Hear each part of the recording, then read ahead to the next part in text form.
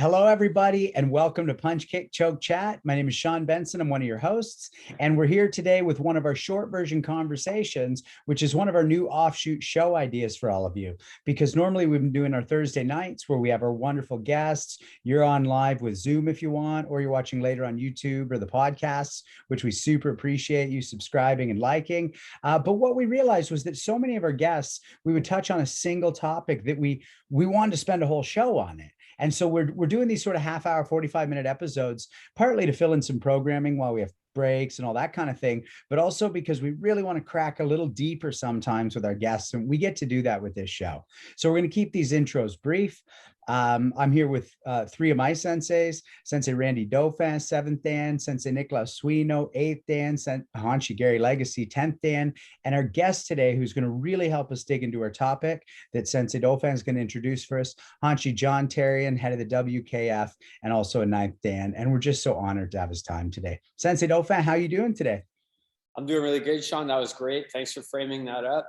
Really excited, and thank you to Hanshi Therien for meeting with us today. And today's topic that we're going to crack open with everybody is the martial arts mindset. Like, what should it be as a martial artist? What are some of the pitfalls? What are some of the good things people should be thinking about? And that's pretty much it. I think this 45 minutes is going to fly by. Hanshi Therien, how you doing today? Hey, I'm doing great, and I'm so happy to be with the PKCC group again. It seems that we're not together enough times, and also keep up the good work, everyone.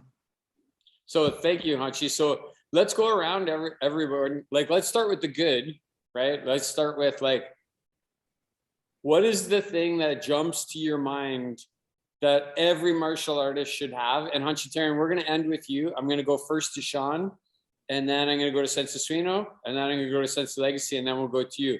So as a martial artist, what's one of the things you should come to the dojo and be thinking and cultivating in your brain, a certain mindset that you should be having? Sean? Sensei, for me, it always comes back to mental fortitude. I'm not sure I had it before martial arts. I had glimmers of it, but what martial arts gave me, but also what I needed from it and therefore brought to it, is toughness and grit and stick-to-itiveness.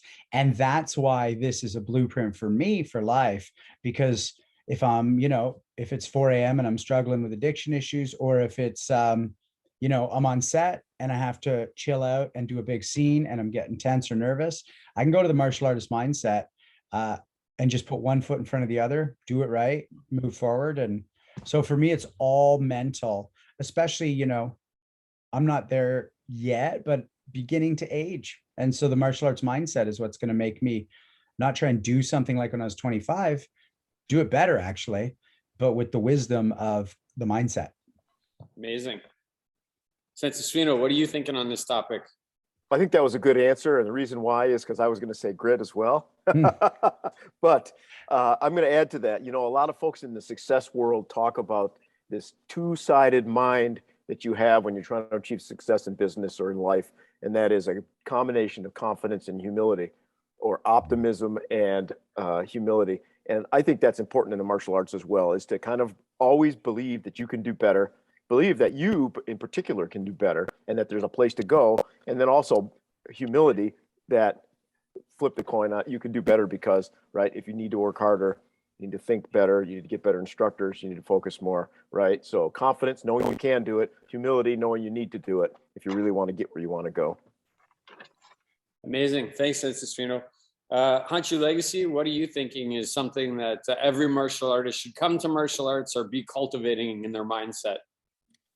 Well, how many of us every day think about our body, mind, and spirit, that we are one unity? And mostly when people walk into a dojo, they train on a physical level, and they don't really concern themselves about the other parts, which are, Funakoshi said, you can't live one without the other.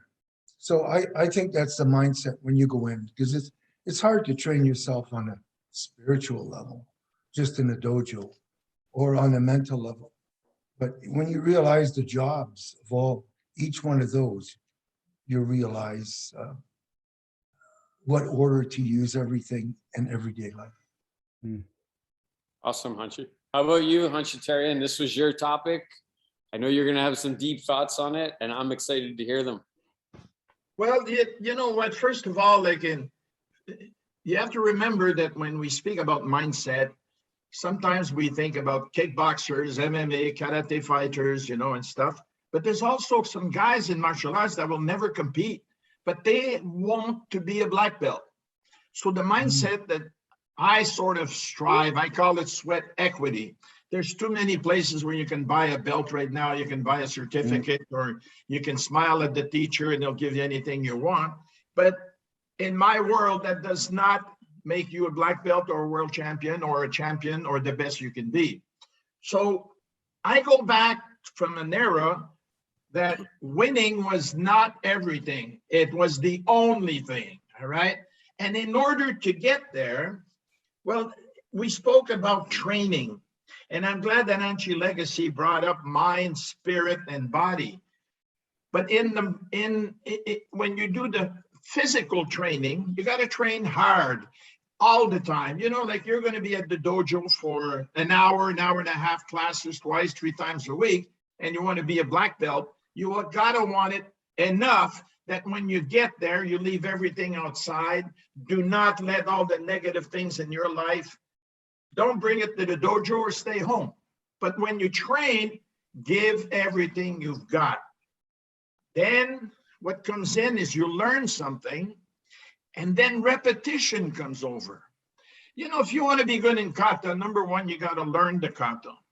Number two, you've got to do it maybe hundreds of times before you get it right. And I mean, get it very well. White to yellow belt, you got to try to be the best damn yellow belt in your group. That's a good start.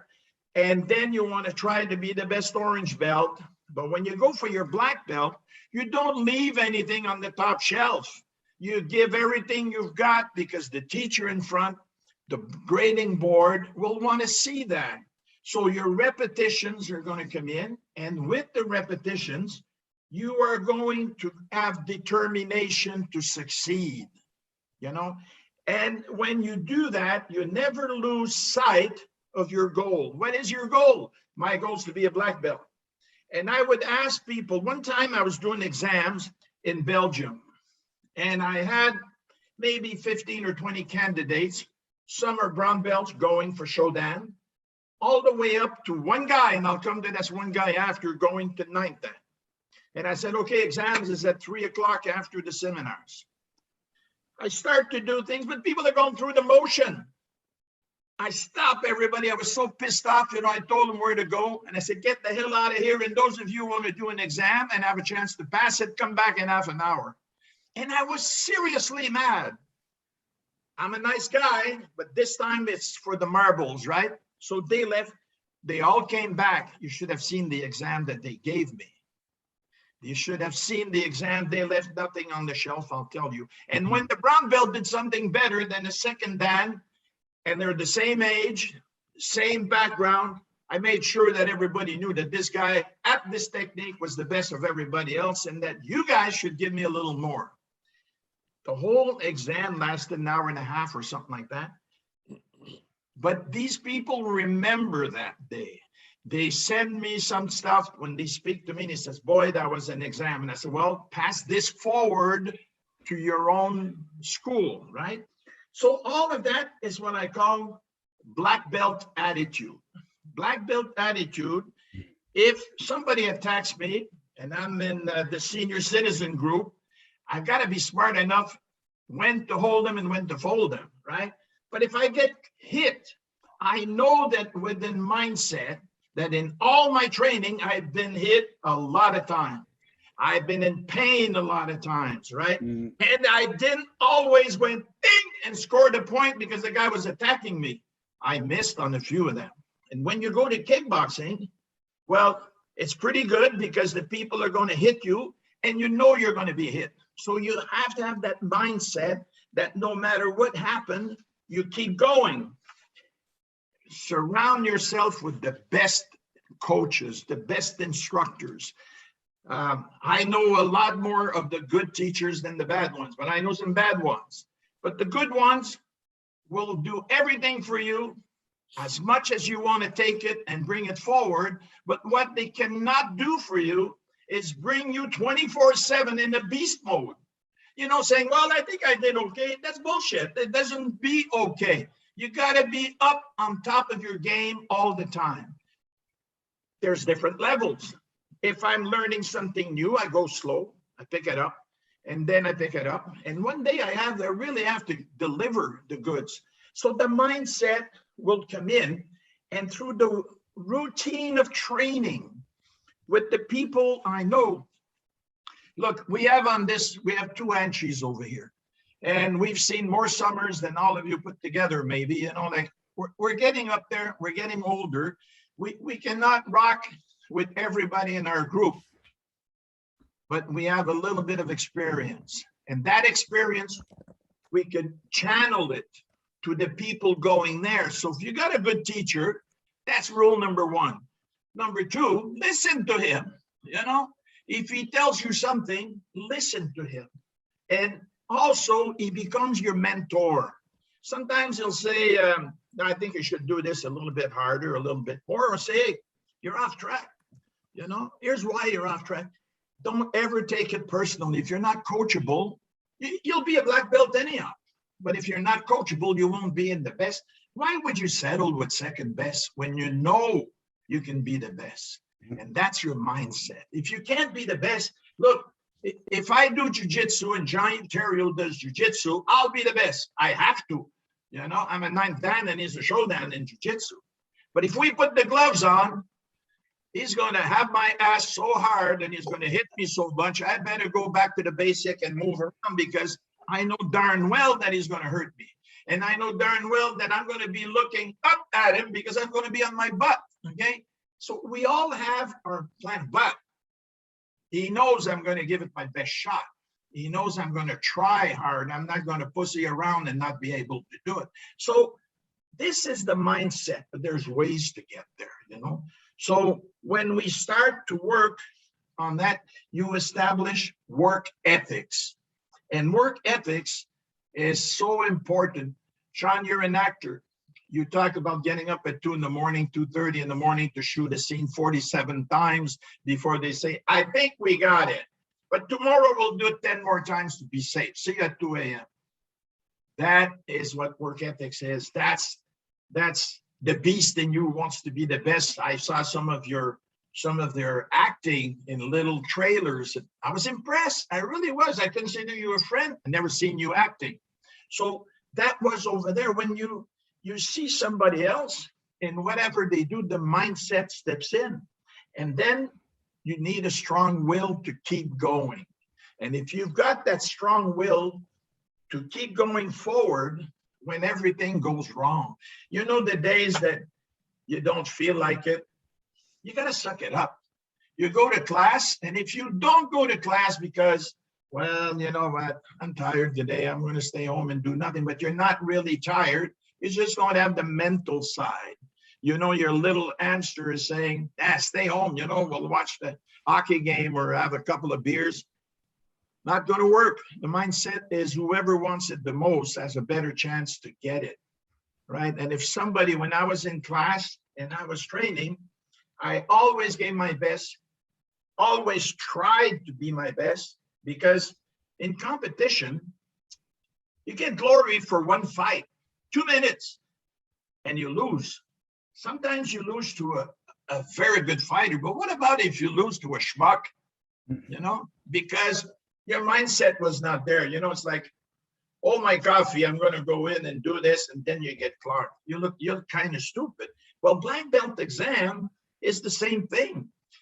We have to understand that I have over 1,000 black belts in 55 years. Out of those thousands, there's the average quality, if you want to. But I can tell you they all did a very good exam. But there's some below. There's some below average, but they work maybe an extra 2-3 years to get there. You know, a horse that's going to run 2.6 minutes in the track, well, you can't ask him to run 1.45 minutes, you know, because he won't be able to do it.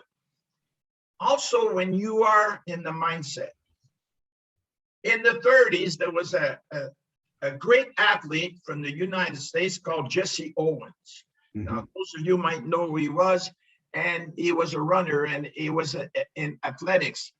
He was so good, and he beat every record.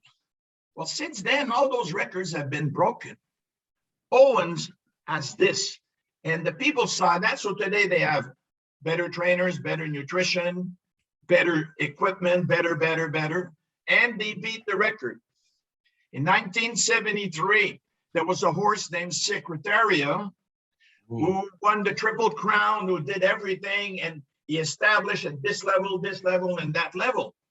Well, since that time, the better horses than Secretaria only did a little bit better than him. Not much, a little bit better. But you know why? He's an animal. He can't think.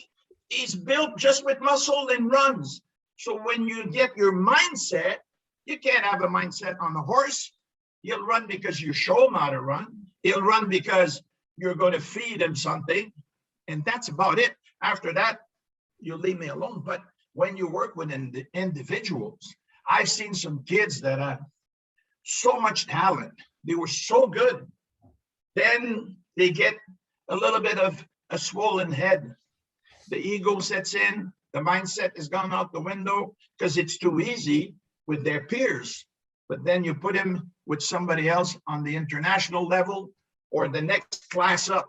You know, I remember back in the day when I was a yellow belt, it was white, yellow, and orange in one class. Green, blue, and brown in the advanced class. So you'd fight with white, yellow, and orange. It'd be pretty good. It was easy. Then you say, can I stay for the next class? Sure. Now it was not so easy. And what you didn't understand is that you're going to pay the price for every mistake, and it's going to hurt. But in your mindset, the next class, you see, that's not going to happen again. Either you quit, either you never go training with the advanced belt, or you go and you say, watch me go this time. So stay focused on what is around you all the time. Yeah. So I just want to make sure we get everybody else in, and there's more questions to talk about with this. So I want to, and before we move on, like I'm going to punch it over to Sean. I just want to add a couple of things, because what I'm hearing from everybody is basically you need to have a goal-oriented and achievement mindset. When you come in, you need to be goal-oriented and you need to be achievement-minded, because then body, mind, and spirit, whether you're competing, whether you want to get your yellow belt, you got to have that mindset that that's the goal and I need to achieve that goal the way it is laid out in front of me, not the way I want it to be. So that's my thoughts on it when I listen to everybody. Sean, what do you want to chip in as far as another question or a thought? Well, I actually wanted to go and I'm glad you wrapped it up with that, Sensei, because with that grit, with that fortitude, with that black belt mindset, and with the goals that we're quite good at achieving, what is the pitfall? What are the pitfalls? Where can that be awesome? You know, I remember I used to think yin and yang was opposites. And now I think yin and yang is, you know, if my strength is that I'm well-spoken, that can also be my weakness. I don't need a separate opposite. So what, with all the positives of the martial art mindset, are the pitfalls? I'll start with you, Hunchy Legacy. Well, I had another idea here, is that how things actually work. Okay, when you actually go into a dojo, this is how it's going to work. When you go in to learn. All right. Once you've learned it, you have to retain it, perfect it, or you have to perfect it as the best as you can. This will decide your quality. And then at the end of your learning and you're perfecting it, then you have to keep it. That is the lifelong job that we have, the lifelong thing that we have to tackle. The first two, you can learn it in a certain amount of time, right? Perfecting it, you can perfect it in a certain amount of time. Then you see a lot of guys that are 40, 50, and 60 years old, and they lose that perfection because they think because they're old, they don't have to train anymore. That's something I had to consider lately. Okay, for instance, a lot of times, this is off the cuff a little bit, but a lot of times when I teach seminars, the first thing I always do is look for the gabbers. If I'm teaching a seminar, I'm standing there and I just wait for somebody to start talking to each other. It's usually kids, you know, and then I just walk over to them and look at them right square in the eye and say, "You're not going to talk in my class, are you?" They say, "No, Hunchy." And that sets it for everybody. Nobody talks in my class. I did it just a couple of 3 months ago in a dojo full of black belts and high-ranking black belts. I told them, "I don't like you talking and making noise in my class." So that helps get their mindset. It gives them a martial arts mind. So. And any pitfalls you want to chip in on that, you know, having that type of mind can bump up against? Only the guys who don't want to train. You come to a karate class, even though you're a beginner and you don't understand, somebody's got to make them understand. You will only run into the people who don't understand, and it's your job to make them understand, in my opinion. Yeah. Let's flip the script here. Sensei Dauphin, let's go with you next. Okay, I think we're talking as far as the pitfalls of an individual, right? Like, I just want to be specific because all of us, we're all also martial arts teachers, and there could be pitfalls for that as well. But as an individual martial artist, the lesson that I learned in the beginning from Sensei Legacy is the one that still stands out to me.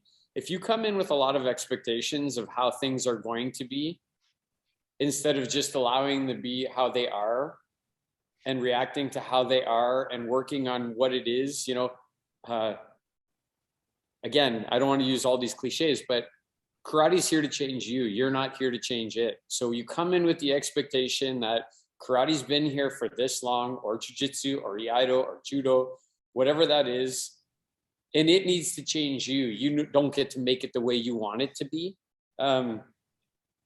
So the other pitfall that comes to my mind is comparison, right? When you come in as an individual and you start comparing yourself to other people instead of trying to achieve the goal, you know, like, I'm not as muscular as that person. I'm not as fast as that person. I'm not as whatever it is, right? So don't have expectations and don't compare, and then keep the fantasy and the reality in check, right? I think, and that pivots at some point, right? I think when you're a beginner and you come in, you should have a fantasy. You should have a good imagination.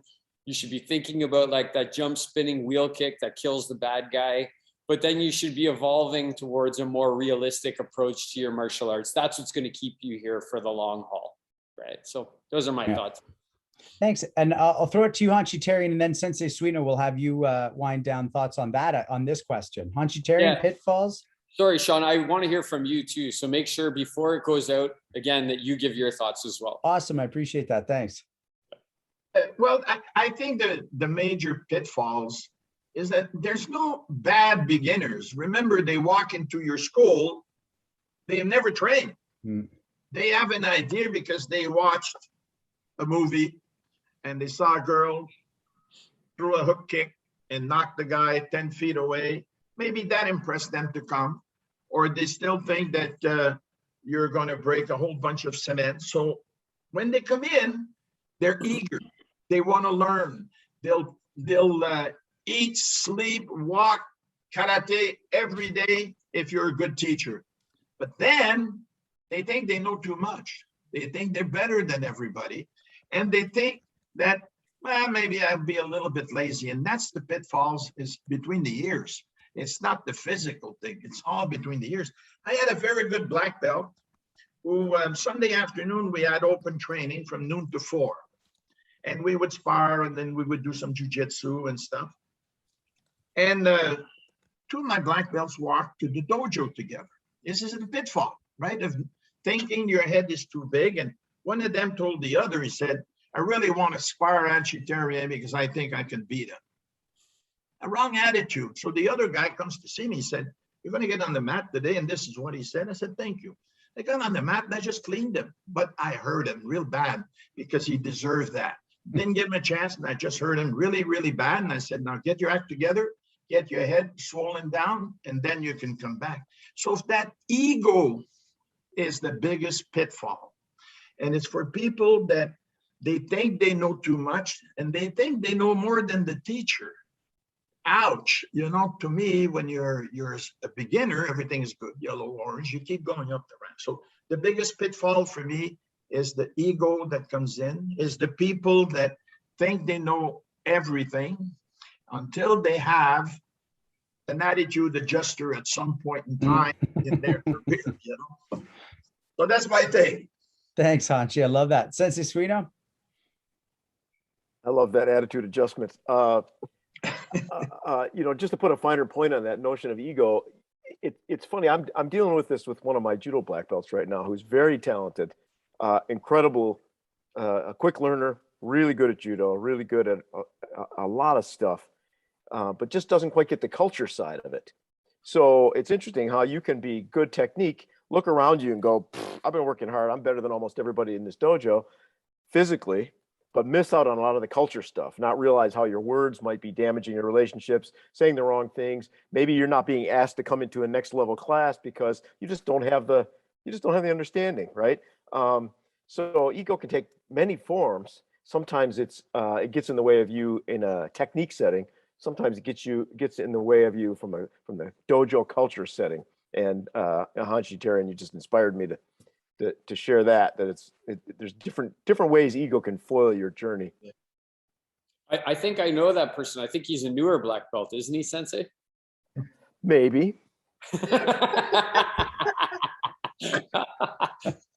Can I just say here that, and this is a fact, that no matter what it is, sport, karate, at work, everyone thinks they're a little bit better than they really are. That is a fact.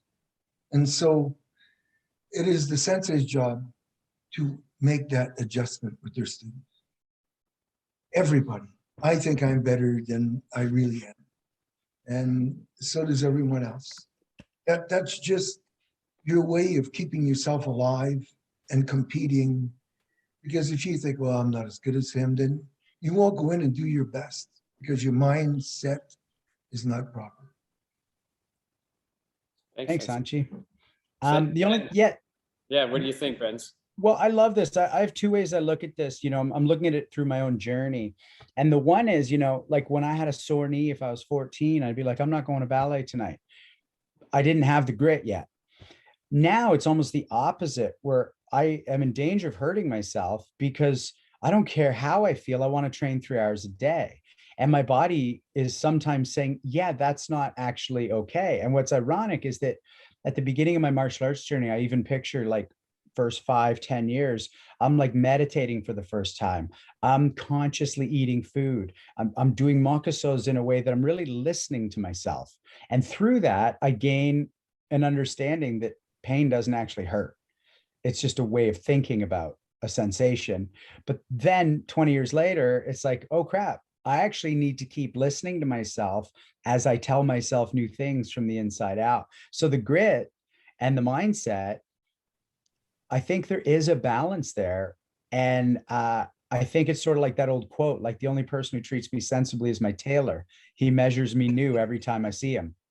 And so if something got me grit and got me all the benefits of martial arts, or not all, but the beginning of the first 10 years, I have to make sure I'm still touching in with those things.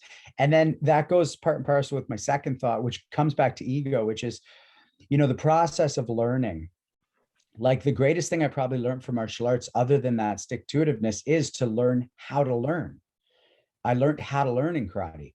And there's a humility in that. And there's a way of processing new information. And I think about a low block, like too far isn't the right block, not far enough isn't the right block. It's got to be the right block.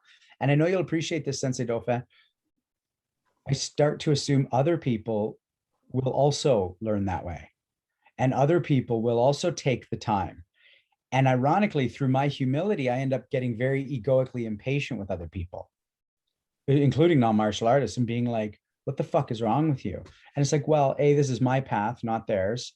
And yeah, I've basically had to learn that how I've decided to live does not mean that all those around me have to do it. And I have to find a new humility in relation to them, instead of being the guy who's like right or living better than them. I'm living better for me. So that's where I go with it. My pitfall is ego and hurting myself. I go along with that, Sean. So just like, for instance, when you're driving down the road and you see other people, the way they drive and stuff like that, you seem to be more alert what's going on. People slow down to 2 kilometers an hour to turn the corner, stuff like that. I always joke with my girlfriend. I'm like, what did I think today was going to be, that every driver in Toronto figured out how to drive? And it always relaxes me. Awesome. So I love these answers. I want to keep it like, time always flies with these things, right? So we're already at around 40 minutes in. And so Wow. We should probably have one more go around the horn, but I'm going to punch it over to Sensasino and see if he has any questions on this mindset that he wants to ask this group of people, and the order that he wants them. Yeah, I sure do. So we've been talking mostly about the mindset of a student, or even a mindset of a black belt. But what would our answers be like if we were talking about other senseis, or for ourselves, right? What's the mindset you want to have as a martial arts sensei as opposed to a martial arts student? Sean, I'm going to tee it off with you. What do you got? Oh, geez. Well, I've been teaching into a new decade now, and but still have taught a lot less than everybody here. So I won't spend a lot of time on this. I think it's twofold again for me. One is to teach at the level of the student plus like 10%, because I can really fall into teaching them where I'm thinking about things and what I'm working on. And I think it can be a little bit too far ahead for them to get it. And I've fallen into that trap before. So I've really tried to simplify my teaching while still moving them forward in a significant way. You know what? I'm just going to leave it at that. I think that's the cleanest thing I can say, is I have to always put myself back where they are and go, what would be their next 3 steps, not how would they get from there to me in a week. Thanks, Sean. I'm going to hit the Hanchis now. So Hanchi Legacy, what do you think is different about the mindset you need as an instructor or a sensei versus the mindset of a student? Wow. I would have I would have to say that you have to sort of have an empty mind and accept everyone for who they are at the time, and understand who they are at the time, and possibly learn a little bit about them, so that, some people may have had a difficult life. Other people may just be trying to improve themselves. So a sensei's job is not simple. It's not just, here, do this, do that. You're dealing with an entire being, body, mind, and spirit. And a sensei is not just a coach. That's why you're the Hanchi. You circled back to your first point in the answer. That was amazing. Hanchi Therien, you've alluded to this already in your answers, but what's your view on the mindset of a sensei versus the mindset of a student in the martial arts? Well, if you're a competitor, your mindset we touched. But if you're a teacher, you have different students at different levels. Teaching a beginner is one thing. You have to give them guidance. You have to show them the way slowly. And as they go up, that's why there's belts. It's not just to sell the package to the next belt, it's to say, okay, you're a white belt because now I can recognize that I can teach at this level. You're a yellow belt. Well, you're a little bit smarter. I can go to this level and stuff. But as a teacher, I have to know my students better than anybody else. They're my students. When I teach a seminar, it's a little different. You teach for the masses. But also when you teach, for me, the mindset is to create with the good guys to correct the small little things. They're good, but sometimes it's just a little adjustment. So if you don't do that, it's bad. But once you correct them and they start to do it, your mindset should say, encourage them. Tell them, it's nice to say, hey, you suck tonight, buddy. But at the end of the class, you watch them and say, hey, now you got it. So when they go home now, they forgot about, hey, you suck tonight, but they remember, man, I got it. I did well. I did good. And sometimes when I teach, I have to motivate my students. I have to share the mindset with everybody. So the class is going on. Let's say there's 30 students in the class. I teach a technique, everybody's training. Then I'll turn around like, hey, Sean, you got it, man. This is great. Everybody watch this, Sean. Do that again. Bang, let's go. Let's be as good as Sean. Well, two things happen here. Sean now is, wow, and he's going to give me more. And the people around Sean are going to say, I want to be as good as Sean. So my teaching is the technique, is the guidance, the encouragement, and establish that these people are all good at certain things. That to me is what I would add to this conversation. Love it. Love it. Yeah. Randy, you've had a little framing. So what do you think? If you want to summarize this, difference in mindset between a sensei in the martial arts and the student. I think when I always tell the students who come here and the instructors, so, if Sean's going to teach here, Robert's going to teach here, I like to remind the instructors that it's not about you, right? This is not your time. You're the only one who didn't come here for yourself tonight, right? The students all come for themselves. They come to work on their goals, their objectives. The sensei comes not for themselves. The sensei comes because they want to help the students with their goals and objectives. And then whatever those are, you need to tailor yourself to that. If you're a 5-year-old kid, your goals and objectives will be different. If you're a 69-year-old woman, the goals and objectives will be different. If you're a 4th degree black belt, your goals and objectives will be different, right? So as a sensei, you need to cater to all of those things. We touched a little bit on style, right? Like different people talk. I think it's okay for the different senses to have different styles. Some people are more, they're more cerebral. Other people, I like to try and be right now inspirational with my words and my movements. Like that's a goal that I have, is I want to inspire people when I do that. The final thought I guess I would give, Sensei Suino, and I really want to hear your answer to your own question, because I think it's important, is something that I know a Sensei Legacy will start nodding along with. I think if you're a sensei, you need to keep the bigger picture in mind, not the individual picture. When I say it's not about you, if you're a sensei, it needs to be about the martial art first. When you make decisions, is this good for martial arts? And then, is it good for my association? And then, is it good for my students? And you need to appear fourth on your list, in my opinion.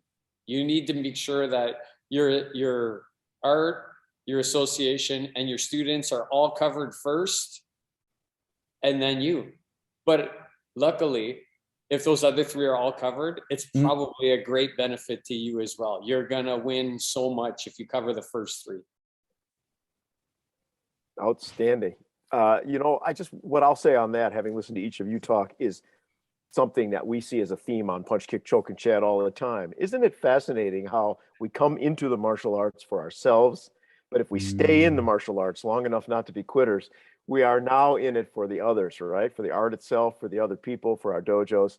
What a wonderful arc to have in your life.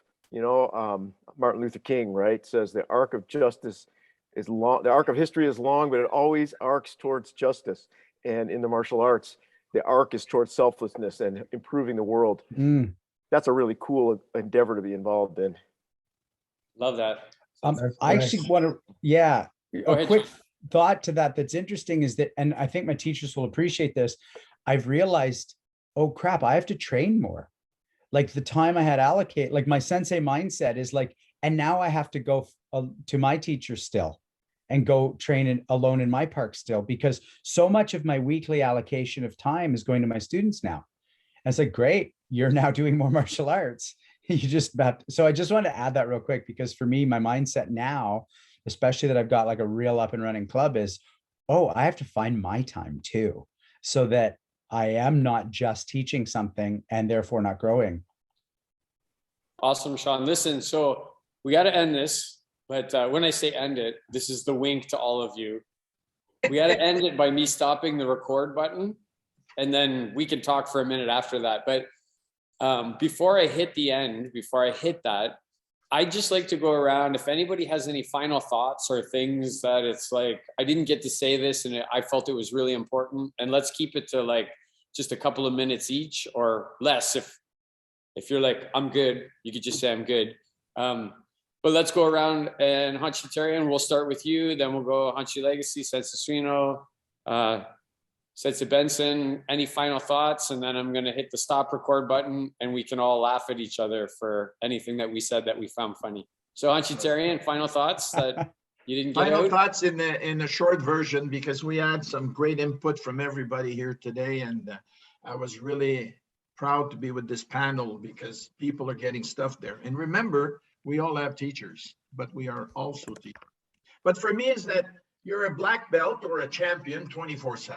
I mean, when I go to the grocery store and somebody recognizes me there, and if I put my finger up my nose and I steal something or I'm arrogant, I'm not a black belt. I am not a teacher. I'm not a master. So be a master, lead by example, accept your responsibilities towards the others and your own personal responsibilities. And I'm going to end with this.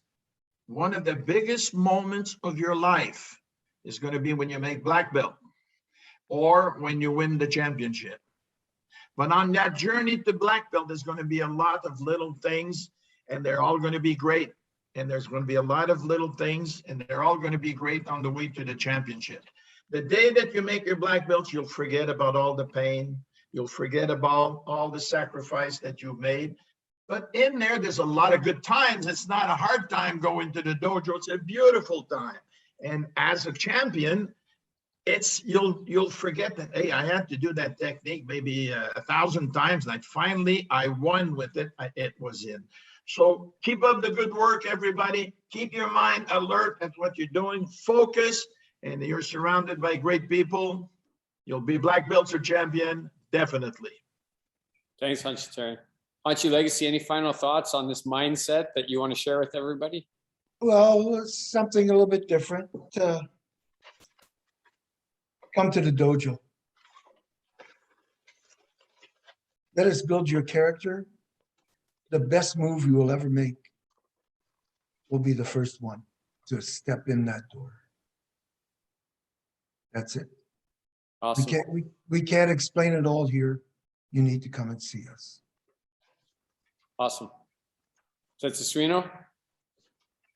Yeah, it's so funny you say that. I've gotten to the point now when people call JMac or write emails, oh, what should I do? I want to start. I'm this old. I've done all this stuff. My answer is always the same. The first step, come watch a class. We'll take care of you from there. That's right. Benz? You know, mindset is probably my one, I don't know what my favorite topic is, but one of, like, in the pantheon, because you said it to me, Sensei Dauphin, and I don't even know if we were fully training together yet. I might have still been a fully Hanshi student, that I still am, but you know what I mean?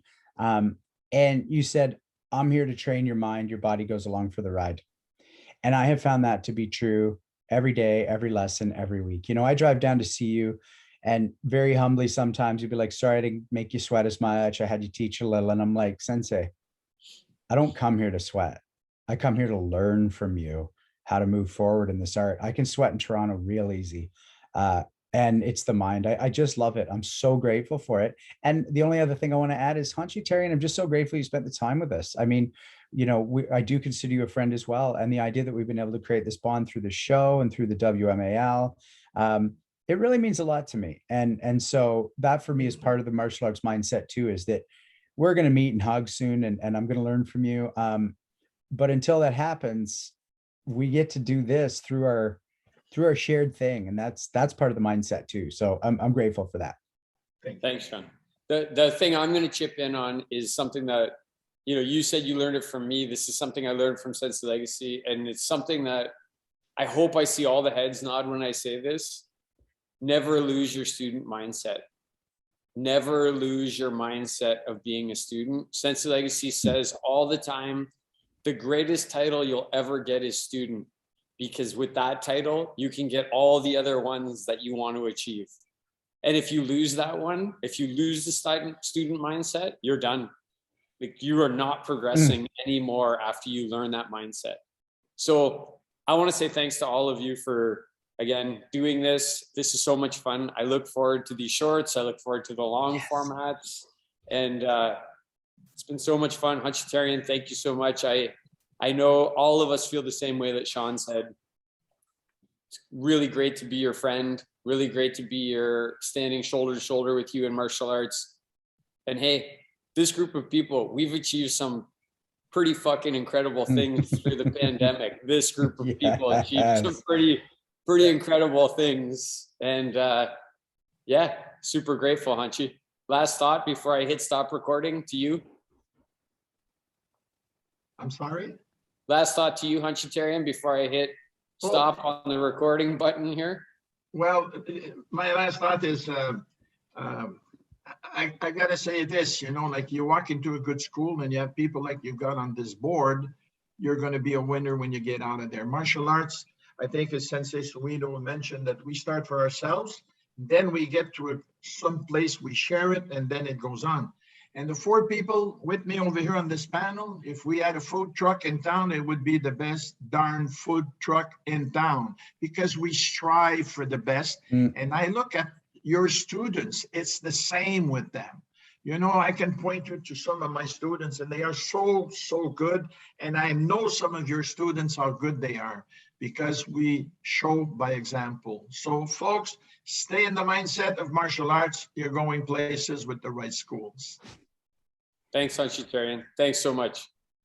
Salut, mon ami.